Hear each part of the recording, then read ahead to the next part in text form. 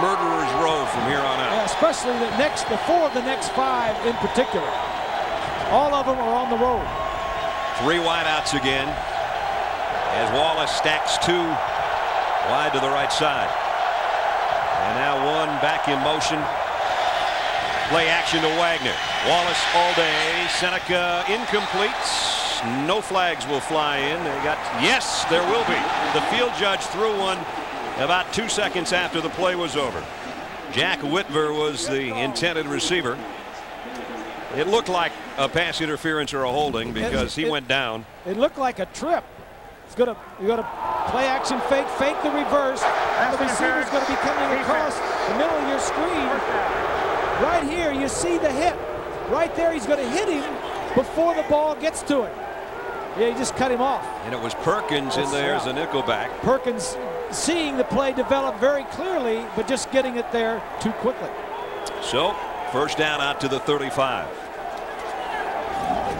And that was a nice late call from the official on the other side of the field. Yep. I don't know about what happened to the official on that side. Maybe he was screened out. From the gun. A cross buck off the shotgun and good for 5 for Hiawatha Rutland out to the 40-yard line. Good looking play as out of the shotgun they like to run that little bit of a sprint draw, and they cross the 2 backs in this situation. Iowa State, they're not 6-1 by accident, folks. In the Big 12 offensive rankings, you can see they're first in those categories and 3rd in turnover margin, and they're 2nd in many others, including pass efficiency, total offense, passing, scoring, and time of possession. 2nd down and 5. Seneca Wallace on the run, throws, and it's incomplete, intended for Kyle Knock, and Knock just couldn't quite handle it before he hit the dirt at the 45-yard line. It would have been a first down. Knock is not a big pass receiving tight end, much more of a blocker, although that pass wasn't exactly where he could reach it. Seneca Wallace on 3rd down. This is what he does so well. On 3rd and 4th down, he is nearly unstoppable. He is outstanding on 3rd down. And we asked offensive coordinator Steve Brickey why so good on 3rd downs, and he says we just run the same plays. We have all the adjustments. They've got to stop us. We know what we want to do to make 3rd downs in the 1st down. Here comes a blitz from the secondary. Lofts it out. Has got a man open in the flat. Rutland on the run, but he's dropped in his tracks. And it's Andre Woolfolk. That rangy defense of Oklahoma is there to meet the challenge, and they'll force another punt. This is why they're so good. Not only are they quick and fast, but they are sure tacklers. Woolfolk has played some offense in the past and is playing strictly defense this year. So punting situation. Remember, Yelk had the last one blocked by Straight. Perkins has yet to be able to touch it as a return man.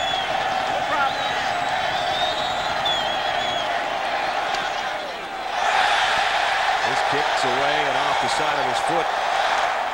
And let's see, this is not going to gain him much. They're walking past the 35-yard line, still walking. Way up near the 40 is where they finally decide that ball went out of bounds. A 21-yard punt is all. You see the raindrops, and it's been threatening all week. We thought we were going to have rain all day yesterday and that maybe it would improve by today. That storm front has sort of stalled right over Norman, Oklahoma, and it's cold and it's wet, and here comes the Oklahoma offense for the first time today with great field position for Nate Hibble at the 39-yard line. There's his numbers on the year, 14-1 as a starter. And a quick throw. And out to about the 41-yard line, Trent Smith, his tight end, and one of the favorite targets for him this year. Here's the big fellas up front for the Sooners. They're growing better every week. Sims and Davis, Carter, Skinner, and Jamal Brown. A little more physical this year. Griffin, sensational tailback. You just saw Trent Smith, Fagan, Peoples, and Savage in most of the 3 wideout sets, and Trent Smith is the leading receiver.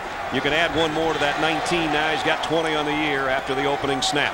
Quickly, Quentin Griffin out in the flat on the fly and up to about the 47-yard line. It'll be 3rd down and 2.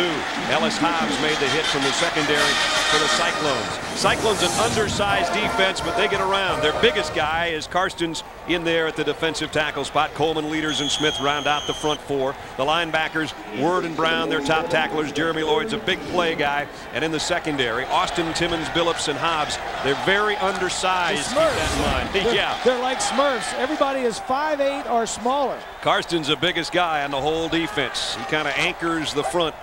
And from the shotgun, it's Quentin Griffin on the handoff. I don't know if he got there. Billups came up quickly from the secondary. And Jermaine Billups, formerly a tailback, a 3rd-string tailback, and now a starter, one of their leaders from his safety position, might have stopped him short. They're going to have to take a look at this. You talk to Iowa State defensively, John Skladany, the defensive coordinator, and everybody says we got to do one thing, and that's stop Griffin. Yep. Stop the run. They play 8 men in the box. They're going to try and stop the run, and they did. They did. That one did. Less than the length of the football. And the offense is looking at the sideline saying, Coach, we want to go for it. And the coach says, okay. Let's go for it. An early gamble by Bob Stoops. 4th down and less than a yard. 2 tight ends have checked in. And Oklahoma on their side of the 50. Let's see if they actually do go for it or try to draw the Cyclones offside. Boy, you got single coverage down at the bottom if you ever want to go for it. Kewan Jones, 1st down, crosses midfield. So 1st down Sooners. They lead by 7. Let's check in elsewhere with John in New York. Brad, in the Old Navy update in the Big Ten, Ohio State, first couple of minutes, Craig Krenzel to Michael Jenkins. What happens to the defensive backs? All out of position. An easy score from 47 yards out. The Buckeyes lead it 7-0 over Wisconsin. Brad.